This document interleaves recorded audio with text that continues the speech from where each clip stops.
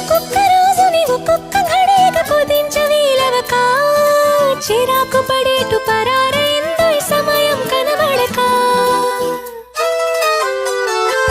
ప్రపంచమంతా పరాభవంతో తలొంచి వెళ్ళిపోదా తనోటి వందని మనం ఎలాగా గమనించం గనక కలగంటున్నాం మెలకువలో ఉన్నాం కదా